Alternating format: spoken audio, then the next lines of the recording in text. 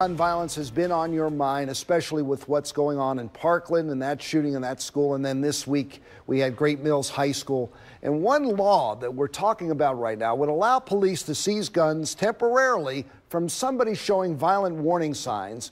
And it's getting support from both sides of the aisle. ABC 2's Don Harrison is in Annapolis tonight for a hearing on the red flag law. As thousands of students prepare to gather to march in our nation's capital for the March of Life, Maryland lawmakers are considering changes in our gun laws. One of those new laws is the red flag law. The proposed bill would allow someone to file a petition with a law enforcement agency to have firearms taken away from a family member or even a neighbor that they think poses a threat to themselves or others. Well, this is a really important new tool. I mean, sometimes people are aware of individuals that are in a state of mind where they could be considered dangerous. Folks want to do something about it. They want a process where they can protect the community. 6 states currently have red flag laws. 30 states are considering it.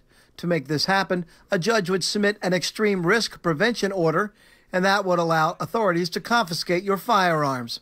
It clarifies that process. And how does it clarify? Delegate Kathleen Schlega says this bill may go too far and some people may take advantage of this power. Making sure that your neighbor can't complain and have your firearms taken away for some undue cause, but still being able to make sure there's a venue for people to get the firearms out of the hands of people who are mentally ill. Another aspect of the red flag bill says a judge can, under certain circumstances, ultimately ban a person from owning or possessing a firearm. In Annapolis, Don Harrison, ABC 2 News.